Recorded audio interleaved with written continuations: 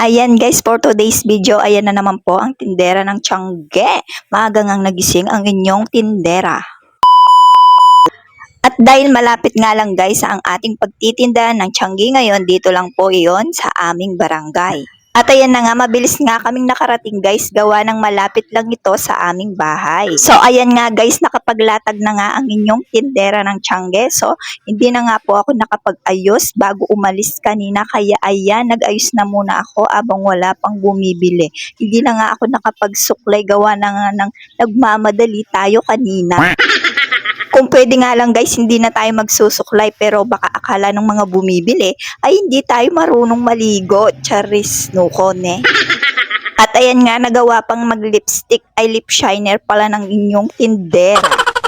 Hindi na nga nakapag-ayos ang inyong tindera kanina dahil nga nagmamadali tayo. At dahil kilay is life, kailangan natin yan, no kone. Ayan na nga, at magdodrawing na nga rin ako ng kilay ko. Hindi kasi kumpleto ang araw ko kung walang kilay is life. Kahit sa kilay man lang ay makabawi tayo, diba? Ayan guys, at dahil sa maaga pa nga, wala pa ring bumibili. Uling video ko na pala sa pwesto namin na to nang hindi ko namamalayan. Dahil ililipat na pala kami ng pwesto at hindi na kami dito makakapagpwesto ulit. Uling El Bimbo ko na pala dito. Ay uling pwesto na nga pala namin dito. No kone. Ayan na nga guys, at marami nang dumadaan na bumibili. Ay hindi pala bumibili sa akin. Ayan nga guys, at dahil nga maraming dumadaan na tao pero hindi sila bumibili sa akin guys. Hindi pa yata butas yung mga brief panty nila, no kone. Hindi pa siguro maluwag yung mga garter ng panty nila. Kaya ayan guys, matumal nga tayo sa araw na yan.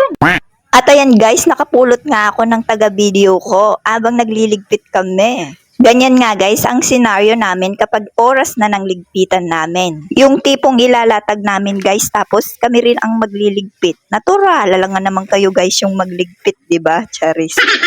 Pero sa totoo lang guys, hindi po ganun kadali ang magtinda sa Tiangge. Maaga kang gigising, madaling araw yun guys ha. Tapos ilalatag mo, ikaw din yung magliligpit. Pero sabi nga nila, wala naman talagang trabahong hindi mahirap. Para sa pamilya, kakayanin mo lahat. Kahit minsan sobrang tumal, okay na po yun basta nakuha na namin ang pambili namin ng ulam. Napansin ko nga itong napulot kong taga-video. Aba, mahihilo yung mga viewers ko nito kapag ganito yung taga-video ko. At choosy pa ang tindera nyo guys, libre na nga lang ang taga-video eh. Paano ba naman kasi guys, tignan nyo naman, mahihilo talaga yung mga viewers ko nito. Ayan nga guys, ganyan nga po kami kapag nagliligpit na. Ililigpit namin isa-isa yung mga linatag namin kanina. Mahirap guys, pero kakayanin pa rin para sa pamilya. Kailangan natin magtiyaga guys para meron tayong ilaga, diba? Kung wala kang tiyaga, wala kang ilalaga. Noon eh.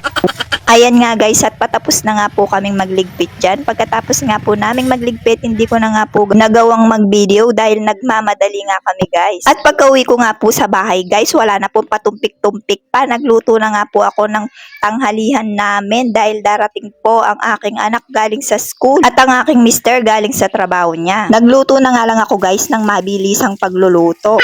Ayan guys, magluluto nga ako ng tinola ngayon. So ang gagamitin ko ay hindi papaya kundi sayote. Sayote nga po pala ang usually na ginagamit namin kapag wala kaming papaya sa pagluluto ng aming tinola. Ganito nga pala ang senaryo guys kapag hindi ako nakabili ng lutong ulam. Pagka-uwi ko ng bahay, ako ang magluluto din ng ulam namin. Sino pa ba magluluto? Si Marites.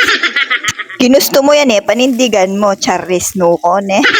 So ayan nga guys, igigisa muna natin ang bawang, luya at sibuyas. At pagkatapos, isasabay na rin natin ang manok habang ginigisa natin ang sibuyas, bawang at luya para ito ay mas masarap at malasa. Ayan nga guys, pagkatapos nga niyan, igigisa na rin natin ang ating sayote para ito ay mas mabilis lumambot. Feeling ko kasi guys, pag sinabay ko yung sayote sa manok habang ginigisa, mas nalalasap nung manok yung sayote. Ewan ko guys, baka feeling ko lang yun, Charis.